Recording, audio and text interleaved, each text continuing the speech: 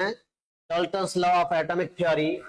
अपने mole concept के अंदर पिछले लेक्चर में हमने laws of chemical combination complete किए थे, रासायनिक संयोग के नियम।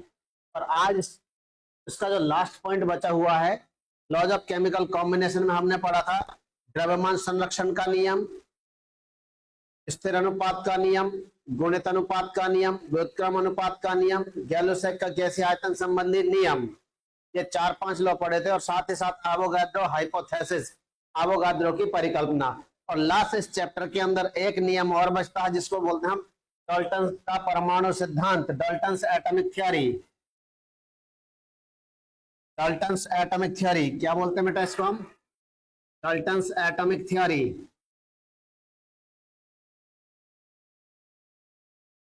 डाल्टन्स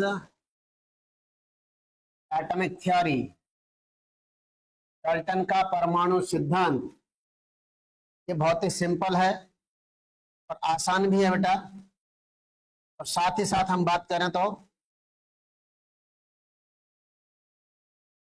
डाल्टन का एटॉमिक थ्योरी बहुत ही सिंपल है। इसमें क्या है, मुख्य बिंदु निम्नलिखित है या मेन फीचर्स इसके कौन कौन से हैं ये देखते हैं हम। तो 4-5 पॉइंट्स आपको सिंपल से याद रखने हैं। फर्स्ट पॉइंट है आपका डेफिनेशन ऑफ एटम, और वो भी कौन से डेफिनेशन? डाल्टन के जमाने की डेफिनेशन, मतलब ओल्डर डेफिनेशन, पुराना डेफिनेशन। कौन सा डेफिनेशन है बेटा? पुराने वाला डेफिनेशन। तो according to this theory there are following salient feature, निम्नलिखित मुख्य बिंदु हैं इसके। पहला, every matter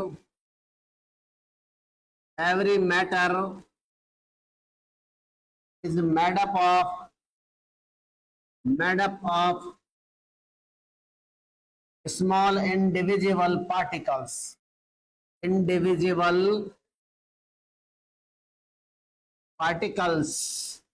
known as atoms। मतलब बात समझ में आ गई? प्रत्येक पदार्थ छोटे छोटे अविभाज्य कणों से मिलकर बना होता है जिन्हें परमाणु कहते हैं। तो डाल्टन के बेटा कौन सी डेफिनेशन है? डाल्टन एटॉमिक थ्योरी में डाल्टन के जो एटम की डेफिनेशन पुराने वाली। आजकल के डेफिनेशन में क्या होता है, ये जो पार्टिकल है हमारा इंडिविजिबल बोला गया है। आजकल हम न्यूक्लियस को डिवाइड कर देते हैं, एटम पाया जाता है और एटम के अंदर न्यूक्लियस पाया जाता है। और हम आजकल न्यूक्लियर डिवीजन की बात करते हैं। किसकी बात करते हैं? न्यूक्लियर डिवीजन की। इसका मतलब ये एटम तो डिविजिबल होगा ही जब उसके अंदर पाए जाने वाले पार्टिकल्स को डिवाइड करना सीख चुके हैं हम लोग। क्या सीख चुके हैं बेटा? न्यूक्लियस को भी डिवाइड करना सीख चुके हैं। तो अब एटम आज की डेट में क्या है?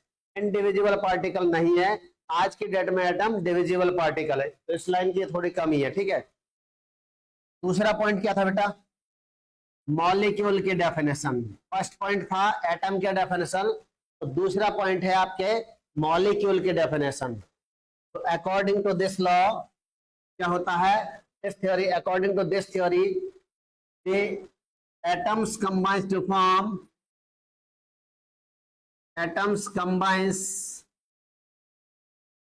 to form compound atom. उस जमाने में कंपाउंड एटम था, वो आज के डेट में हम क्या बोलते हैं? मॉलिक्यूल बोलते हैं। कंपाउंड एटम मीन्स मॉलिक्यूल, यानी परमाणु आपस में संयोग कर संयुक्त परमाणु बनाते हैं। संयुक्त परमाणु को आजकल क्या कहा जाता है? अणु कहा जाता है, मॉलिक्यूल कहा जाता है। बात क्लियर है बेटा? Every matter is made up of small individual particle known as atoms. First point. Second point, atoms combines to form compound atom. Compound atom is nowadays is known as संयुक्त परमाणु is known as molecule. बात clear? अब आता third point, element की definition. First point definition of atom, second point definition of molecule, और third point है आपका क्या? एलिमेंट की definition. All atoms of an element, एक एलिमेंट के सभी atoms all elements of an atom are all alike, बिल्कुल समान होते हैं, all alike. All atoms of an element are all alike, are all alike, सभी बिल्कुल समान होते हैं, अलाइक इन ऑल रेस्पेक्ट्स, सभी मामलों में, ऑल रेस्पेक्ट्स, इसमें 3 बार ऑल आ गया। एक तत्व के, एक एलिमेंट के ऑल एटम, सभी परमाणु, ऑल अलाइक, बिल्कुल समान, इन ऑल रेस्पेक्ट, सभी मामलों में। तो सभी मामलों में एक तत्व के सभी परमाणु बिल्कुल समान होते हैं। All atoms of an element are all alike in all respect. All respect means सभी मामलों में। कौन कौन से मामले में? That is mass, mass, properties, size etcetera, properties, size etcetera. एक एटम के सभी तत्वों का साइज समान होगा, सभी एटम्स का साइज समान होगा। एक एलिमेंट के सभी एटम्स का मास भी समान होगा, सभी एटम्स की प्रॉपर्टीज भी समान होंगी। And shows difference with, shows difference with atoms of other element, atoms of other element, मतलब ये सारे जो तत्व हैं, एक तत्व उसके सारे एटम सेम है, लेकिन दूसरे तत्व के या दूसरे एलिमेंट के एटम से डिफरेंट है। कैसे समझते हैं? देखो बेटा, मान लो आपके पास पहले एटम है, पहला एलिमेंट है हाइड्रोजन, एलिमेंट नंबर 1 तो है आपके पास हाइड्रोजन। हाइड्रोजन के सभी एटम क्या होंगे बेटा? न्यूक्लियस में एक प्रोटॉन होगा और एक इलेक्ट्रॉन चक्कर काट रहा होगा। न्यूक्लियस में एक प्रोटॉन होगा, एक इलेक्ट्रॉन चक्कर काट रहा होगा। न्यूक्लियस में एक प्रोटॉन होगा, एक इलेक्ट्रॉन चक्कर काट रहा होगा। तीनों के तीनों सेम हुए कि अलग अलग? सेम हुए। ऐसे हीलियम का एलिमेंट नंबर 2 लें, एलिमेंट नंबर 2 लिया हीलियम। हीलियम के सारे एलिमेंट में सारे एटम क्या? पहला एटम हीलियम, दूसरा एटम हीलियम, तीसरा एटम हीलियम। मान लो इसमें 2 प्रोटॉन 2 न्यूट्रॉन, न्यूक्लियस में 2 प्रोटॉन 2 न्यूट्रॉन, न्यूक्लियस में 2 प्रोटॉन 2 न्यूट्रॉन, न्यूक्लियस में। अब इसके चक्कर लगा रहे 2 इलेक्ट्रॉन, इसके भी चक्कर लगा रहे 2 इलेक्ट्रॉन, इसके भी चक्कर लगा रहे 2 इलेक्ट्रॉन। इस तरह से सारे एटम हीलियम के आपस में क्या? सेम है। हाइड्रोजन के सारे एटम आपस में क्या? सेम है। लेकिन हाइड्रोजन के एटम्स डिफरेंस करते हैं हीलियम के एटम से। तो यही तो बात बोला गया। देखिए बेटा क्या बोला गया है, all atoms of an elements are all alike in all respects. What differs from the atoms of other element? क्या शो करते हैं? डिफरेंस शो करते हैं अदर एलिमेंट के एटम से। ये बात क्या है? थोड़ा सा ऑल अलाइक, बिल्कुल समान होते हैं, ये अब क्या है आज के डेट में सही नहीं रही है। जैसे यहाँ पर एक्सेप्शन आया था इंडिविजुअल, इस पॉइंट का भी एक्सेप्शन क्या आ गया बेटा? सभी एटम समान होते हैं। ये बात आज के डेट में बिल्कुल सही नहीं है। क्यों? क्योंकि थोड़े बहुत एक्सेप्शन यहाँ भी पाए जाते हैं। कौन सा एक्सेप्शन इस पॉइंट का? जैसे इंडिविजुअल की जगह डिविजिबल हो जाएगा आज के डेट में, तो आज के डेट में समान नहीं होकर के कुछ एटम्स डिफरेंट भी पाए जाते हैं, जिनको हम क्या बोलते हैं? आइसोटॉप। क्या बोलते हैं बेटा? आइसोटॉप। यहाँ लिखेंगे exception, exception after the discovery of, after the discovery of isotopes, समस्थानिकों की खोज के पश्चात, आइसोटॉप्स यानी समस्थानिक, समस्थानिकों की, आइसोटॉप्स की या समस्थानिकों की डिस्कवरी के बाद, after the discovery of isotopes, this fact becomes partially invalid, आंशिक रूप से यह अमान्य हो गया, पूरी तरह मान्य नहीं रहा। पहले ये पूरी तरह मान्य था ये फैक्ट कि सभी एक एलिमेंट के सभी एटम समान होते हैं, ये बात सही थी। आज के डेट में क्या पता चला कि एक एलिमेंट के सभी एटम समान हो जरूरी नहीं है, यदि उसके आइसोटॉप पाए जाते हैं तो एटम्स भी भिन्न हो सकते हैं। एग्जाम्पल, हाइड्रोजन भी 3 तरह के पाए जाते हैं। हाइड्रोजन एटम्स कितने तरह के पाए जाते हैं? 1H1, 1H2, 1H3। इसमें 1 प्रोटॉन के चक्कर लगाते हैं 1 इलेक्ट्रॉन। इसमें 1 प्रोटॉन का चक्कर लगाएगा 1 प्रोटॉन। 1 प्रोटॉन का कौन चक्कर लगाएगा बेटा? 1 प्रोटॉन और 1 न्यूट्रॉन के चक्कर लगाता है 1 इलेक्ट्रॉन। इस वाले में 1 प्रोटॉन 2 न्यूट्रॉन के चक्कर लगाता 1 इलेक्ट्रॉन। इस तरह 3 तरह के एटम हो गए। यहाँ पे एक इंपॉर्टेंट क्वेश्चन बनता है, इसको आइसोटॉप को देख के पता चल रहा होगा। क्या पता चला बेटा? कि जो हाइड्रोजन का सिंपल या ऑर्डिनरी हाइड्रोजन है, सिंपल या ऑर्डिनरी हाइड्रोजन है, उसके अंदर 1 प्रोटॉन और 1 इलेक्ट्रॉन है, मतलब न्यूट्रॉन पाया ही नहीं जाता। क्या पता चला? कि ऐसा कौन सा एलिमेंट है जिसमें न्यूट्रॉन नहीं पाया जाता?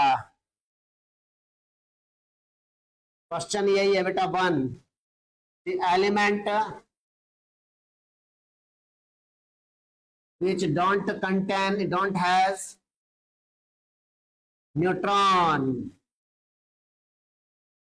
ऐसा कौन सा एलिमेंट है जिसमें न्यूट्रॉन नहीं होता? ए, बी, सी, डी, या ABCD? A, B, C, D. Ordinary hydrogen,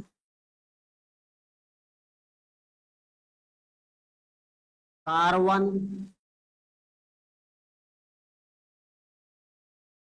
heavy hydrogen,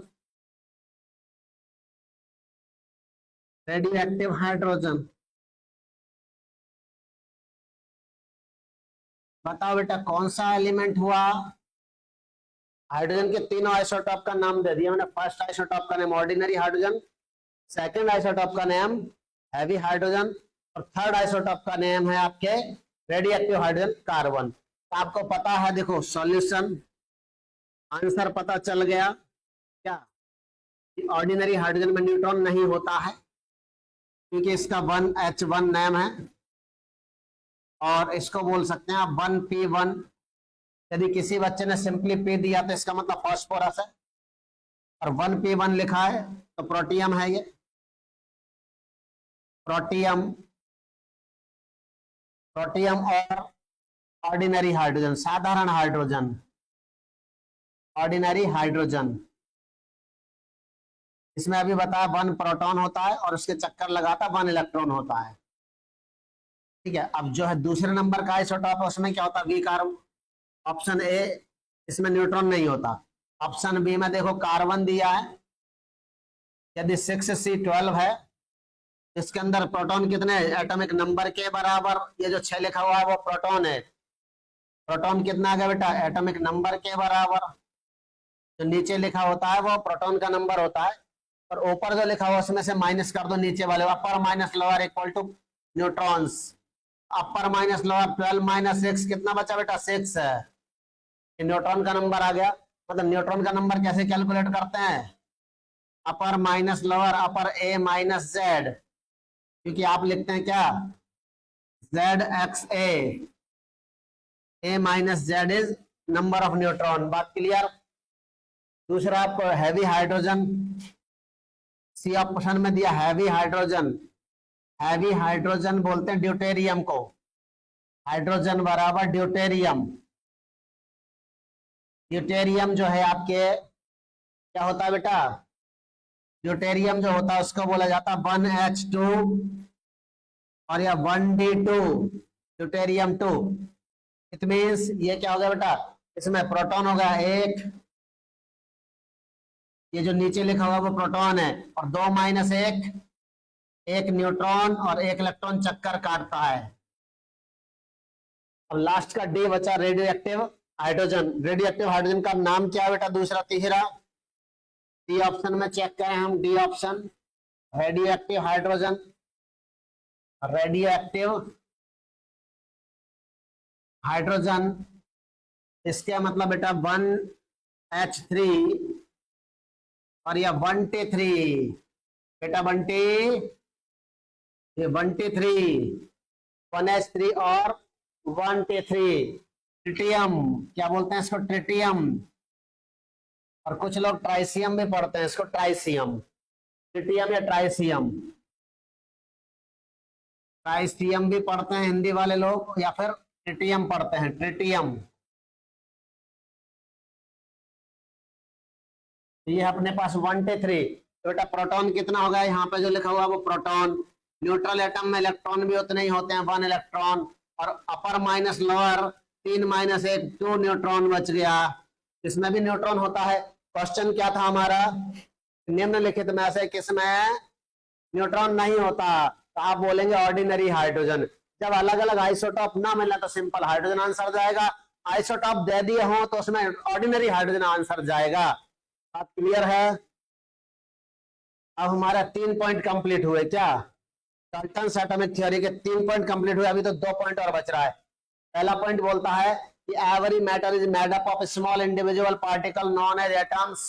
दूसरा पॉइंट बोलता है कि atoms combine to form compound atom that is also known as the molecule. And third point बोलता है all atoms of the an element are all alike in all respect and differs from the atoms of other element. इस type से हमारे 3 point हुए Dalton's atomic theory के। इनमें जो exception है थोड़ा सा कि इसको इंडिविजुअल बोला गया, जो कि आज की डेट में एटम डिविजिबल पार्टिकल है, तो थोड़ा सा एक्सेप्शन यहाँ भी था।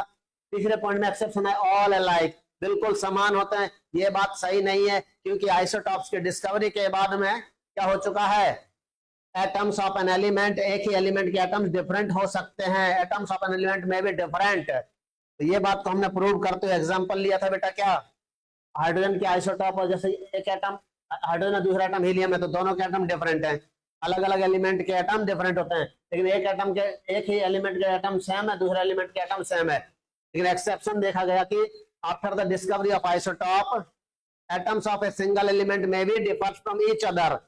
Example protium, deuterium, tritium, isotope of the hydrogen, protium, deuterium and tritium. बात क्लियर है बेटा। इसी तरह an element, the element which don't has neutron, और जिसके पास न्यूट्रॉन नहीं होता तो वो कौन सा एलिमेंट है बेटा, वो एलिमेंट है हमारा प्रोटियम वाला ऑर्डिनरी हाइड्रोजन, जिसको ऑर्डिनरी हाइड्रोजन बोलते हैं। और दूसरे वाला हैवी हाइड्रोजन का ड्यूटेरियम है, रेडियोएक्टिव हाइड्रोजन का नाम ट्रिटियम है, उनमें न्यूट्रॉन भी पाए जाते हैं। बात क्लियर हुई बेटा। अब मेरा एक सिंपल सा यहाँ एक क्वेश्चन आता है, क्वेश्चन नंबर 2। क्वेश्चन ये वेरी वेरी इंपॉर्टेंट क्वेश्चन हो सकता है कि hydrogen forms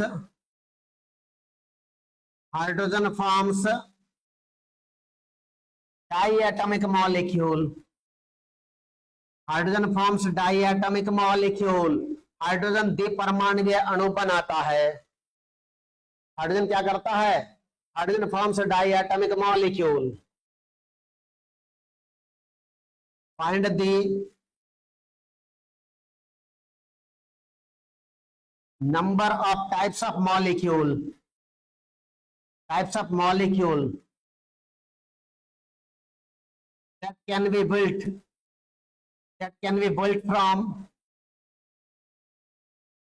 from all the 3 isotopes, all the 3 types of isotope of hydrogen,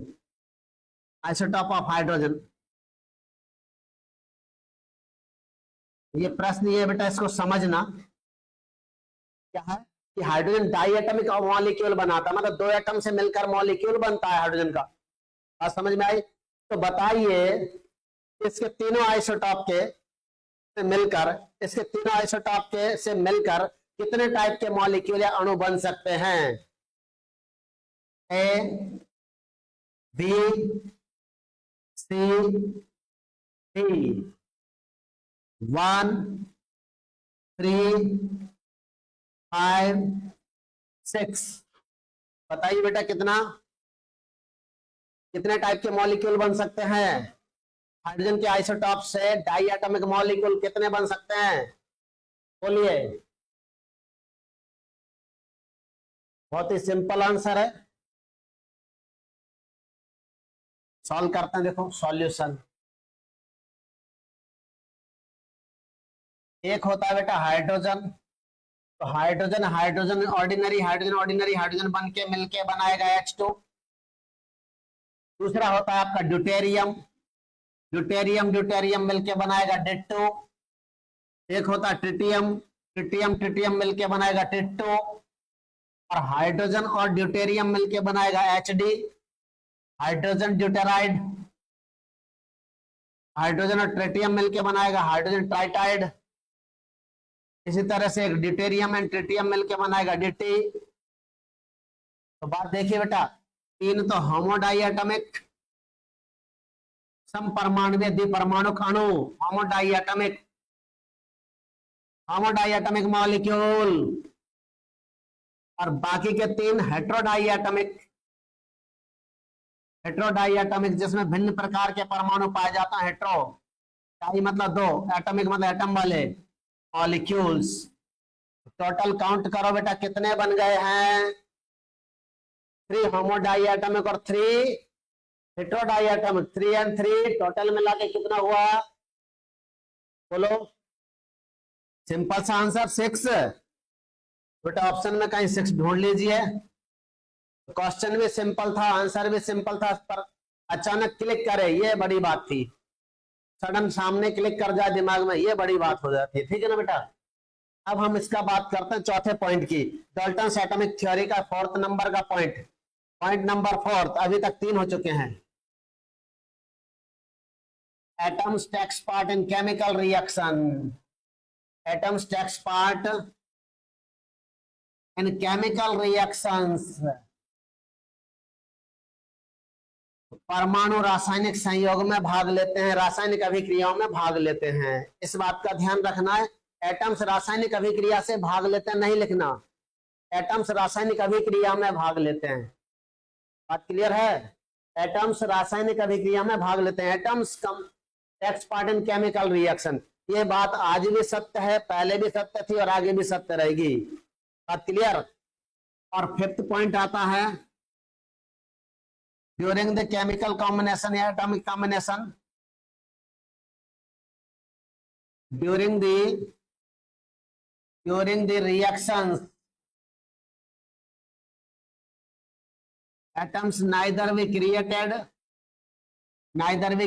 nor be destroyed, neither be created nor be destroyed। रासायनिक अभिक्रियाओं के दौरान न तो परमाणु उत्पन्न होते हैं न ही नष्ट होते हैं। इस लैंग्वेज को, इस सेंटेंस को आप शॉर्ट में क्या बोल सकते हैं, POSC, principle of atom conservation, principle of atom,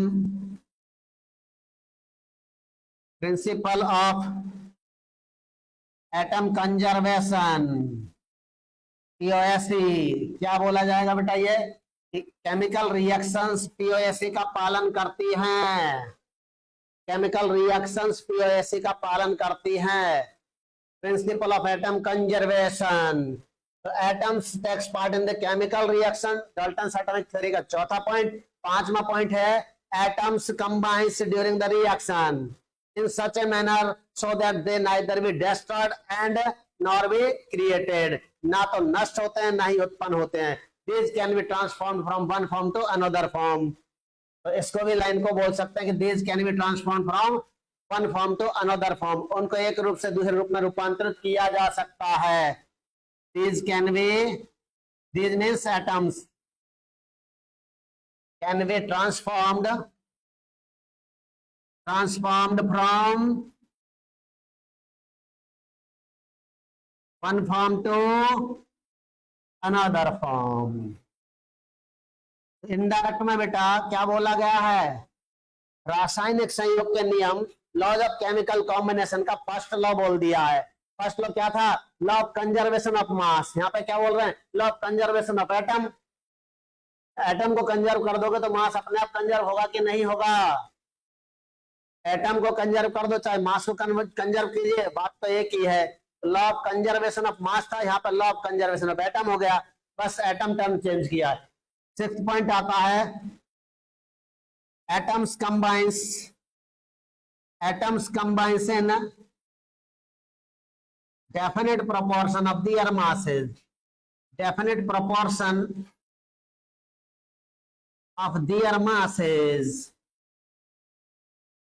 to form one pure compound, to form one pure compound. एक प्योर कंपाउंड बनाने के लिए एटम किसमें कंबाइन करते हैं बेटा? डेफिनेट प्रोपोर्शन में कंबाइन करते हैं. कौन से प्रोपोर्शन में? डेफिनेट प्रोपोर्शन में. And seventh and last point, atoms combines, same language, atoms combines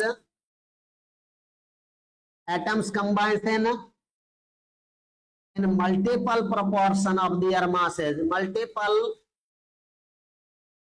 proportion of their masses to form more than one compounds, more than one compounds. बात clear? जब एक से ज्यादा कंपाउंड बनाने हैं तो मल्टीपल प्रोपोर्शन में कंबाइन करेंगे, और जब एक कंपाउंड बनाना है तो डेफिनेट प्रोपोर्शन में कंबाइन करते हैं. बात क्लियर है? कुछ बात समझ में आ रही बेटा? Law of atomic, Dalton's law of atomic, atom क्या होता है? Dalton's atomic theory. इसके अंदर ये 7 पॉइंट आते हैं. पहला पॉइंट डेफिनेशन ऑफ एटम, दूसरा पॉइंट डेफिनेशन ऑफ मॉलिक्यूल, तीसरा पॉइंट डेफिनेशन ऑफ एलिमेंट, चौथा point atoms takes part in the chemical reaction, पांचवा पॉइंट आपका है in law of conservation of atom, छठा पॉइंट है आपका क्या? लॉ ऑफ डेफिनेट प्रोपोर्शन, सातवां पॉइंट है आपका law of multiple proportion. Indirect में बोले गए हैं बेटा, यहाँ पे कैसे बोले गए हैं? इनडायरेक्ट में बोले गए हैं. तो सातवां पॉइंट याद होते ही आपको डाल्टन्स एटॉमिक थ्योरी कंप्लीटली याद हो जाएगी. अब देखते हैं बेटा इसके क्या कमियां रह गई थी, ड्रॉबैक्स और limitations of the Dalton's atomic theory. Drawbacks और limitations of Dalton's atomic theory. Dalton के परमाणु सिद्धांत की कमियां पहले ही बता चुका बेटा. फर्स्ट पॉइंट में कमी थी, atom was considered as indivisible particle. Atom को कैसा माना गया था? एटम को इंडिविजुअल पार्टिकल माना गया था. But after the discovery of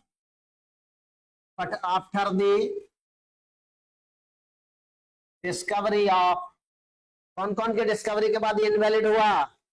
after the discovery of, पहला discharge tube experiment. After the discovery of discharge tube experiments. Discharge tube experiment से क्या हुआ था? कैथोड रे डिस्कवर हुई थी, एनोड रे डिस्कवर हुई थी. Discovery of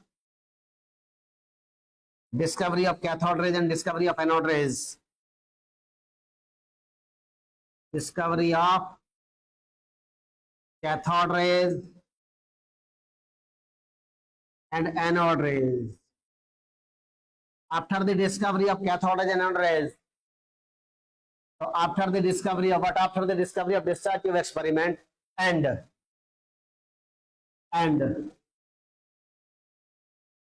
electrolysis, Faraday's law of electrolysis, Faraday's experiment on electrolysis, Faraday's experiment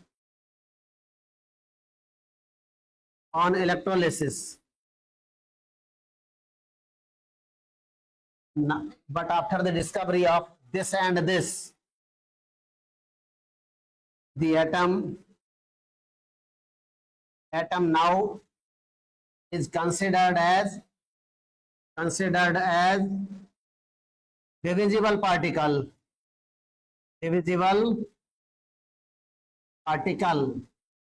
clear बेटा? डिस्चार्ज ट्यूब एक्सपेरिमेंट, विसर्जन नली का प्रयोग एवं फैराडे के विद्युत अपघटन के प्रयोग की डिस्कवरी के बाद एटम कैसा माने जाने लगा? Divisible particle. क्योंकि फैराडे में इलेक्ट्रोलिसिस एक्सपेरिमेंट होते हैं, इलेक्ट्रिसिटी की हेल्प से तो तोड़ा जाता है किसी मटेरियल को, तो मटेरियल टूटना मतलब एटम का ही टूटना मानते हैं। एटम क्या होगा? Divisible particle. Discharge tube experiment के अंदर भी क्या है? कैथोड रेज किससे बनती है? एटम्स के इलेक्ट्रॉन निकलने से। एटम का एक इलेक्ट्रॉन क्या टुकड़ा है, तो एटम से इलेक्ट्रॉन निकल गया मतलब एटम से एक टुकड़ा निकल गया, एक पीस निकल गया, इसका मतलब एटम क्या हुआ? डिविजिबल पार्टिकल हुआ। बात क्लियर है? Second drawback of this theory, Dalton's atomic theory, ये क्या था? पहले ही बताया कि सभी एटम को सेम माना गया, लेकिन क्या है? After the discovery of isotope, after the discovery of isotopes, the atoms of single element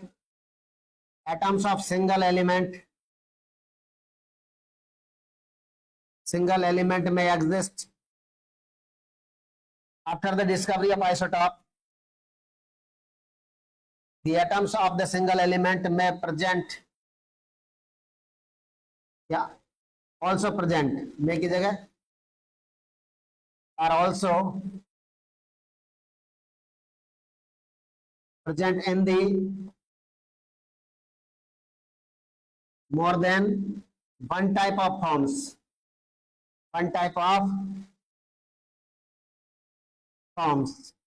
एक से ज्यादा फॉर्म्स में भी एटम पाए जाते हैं। एक ही एलिमेंट के एटम एक से ज्यादा फॉर्म्स में पाए जाते हैं। ये बात प्रूव हो गई है। तो इस तरह से ये अपना क्या खत्म हुआ बेटा? डाल्टन्स एटॉमिक थ्योरी भी कंप्लीट होता है इसके अंदर। ठीक है, अब हम बात करते हैं आपसे, इसी में बचे हुए कुछ इंपॉर्टेंट पॉइंट्स हैं जिनको बोलेंगे some important points. Atomic theory में जो आपको जानना जरूरी है वो है some important points, important definitions या पॉइंट्स। तो है बेटा में जैसे कि आपके पास पहला आइसोटॉप, दूसरा आइसो इलेक्ट्रॉनिक, तीसरा colonel,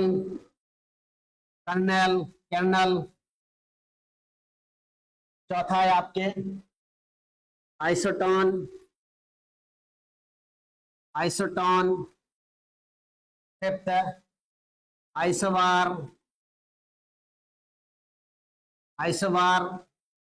sixth isoster and seventh आइसोडाइफियर्स।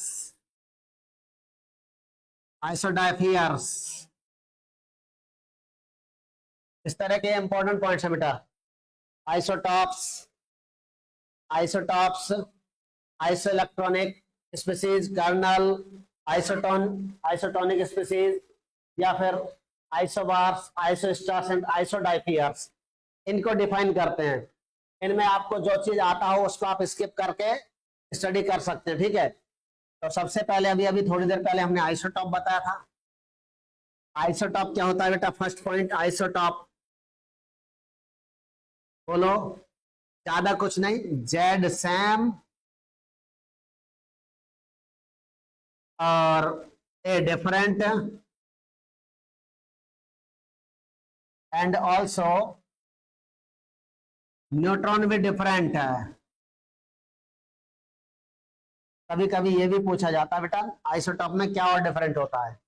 तो ये ए और जेड क्या है बच्चे? कई बच्चे सोच रहे होंगे एलिमेंट को डिनोट करने का ये तरीका है, तो जेड एक्स ए, इसमें जेड क्या होता है?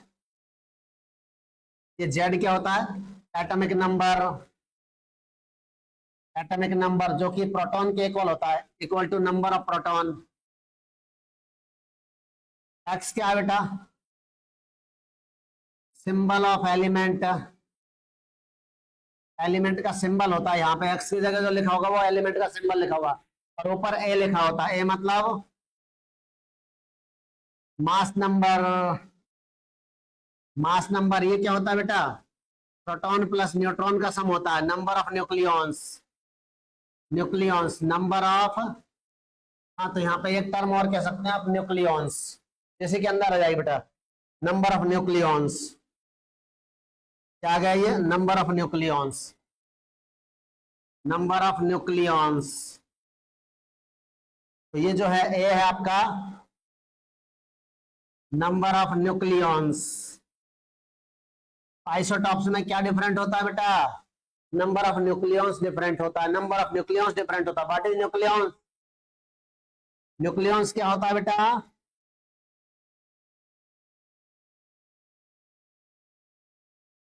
the particles found in the nucleus are known as nucleons. क्या बोले जाते हैं बेटा, न्यूक्लियॉन्स बोले जाते हैं। आप समझ गए न्यूक्लियॉन्स क्या है, न्यूक्लियस में पाए जाने वाले पार्टिकल। न्यूक्लियस में कौन कौन होता है, न्यूट्रॉन एंड प्रोटॉन। न्यूक्लियस में कौन कौन होता है बेटा, neutron and proton are collectively known as nucleons, are collectively known as nucleons. बात क्लियर। आइसोटॉप होते हैं जिनमें मास नंबर या ए या नंबर ऑफ न्यूक्लियॉन्स डिफरेंट होता है, या फिर ए माइनस जेड करते तो न्यूट्रॉन्स, और न्यूट्रॉन्स भी डिफरेंट होता है। बात क्लियर हुई बेटा। तो इसी के साथ हम अब आइसोटॉप अपना जो है एग्जांपल लें, थोड़ी देर पहले लिए थे। कार्बन के 3 नेचुरल आइसोटॉप हैं, carbon 12, carbon 13, carbon 14, 6C, 6C, 6C। इसमें आप बताइए बेटा एटॉमिक नंबर Z कितना है, 6, 6, 6। जेड होता है उतना ही प्रोटॉन होता है, प्रोटॉन कितना है, 6, 6, 6, 6 प्रोटॉन, 6 प्रोटॉन, 6 प्रोटॉन। न्यूट्रल है तो इलेक्ट्रॉन भी कितना है, न्यूट्रल एटम। इस बात का ध्यान रखना किसमें, neutral atom, neutral atom number of proton equal to number of electron, number of proton equal to number of electron. Neutral atom के लिए बेटा यहाँ 6 electron, 6 electron, 6 electron. And neutrons कितना बेटा, upper minus lower, 12 minus 6, 13 minus 6, 7 neutron. Neutron कितने आएंगे बेटा, neutron 6 neutron, 7 neutron और 14 माइनस 6, 8 न्यूट्रॉन। बात क्लियर। तो कार्बन के नेचुरल आइसोटॉप कौन कौन से हैं, कार्बन 12, कार्बन 13 एंड कार्बन 14। इस तरह से हमारे पास 4। ऐसे क्लोरीन के natural isotopes, carbon has 3 natural isotopes. और क्लोरीन के कौन से हैं, क्लोराइन हैज 2 नेचुरल आइसोटॉप्स। कौन कौन से, बोलो बेटा, क्लोरीन 35, क्लोरीन 37। क्या ऐसे लिख सकते हो, 17Cl35 and 17Cl37। Boron isotopes बताइए बेटा, boron isotopes, boron 10 and boron 11, boron 10 and boron 11।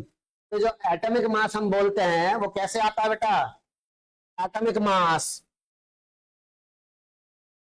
Atomic mass that is equal to average atomic mass, average atomic mass, that is the average of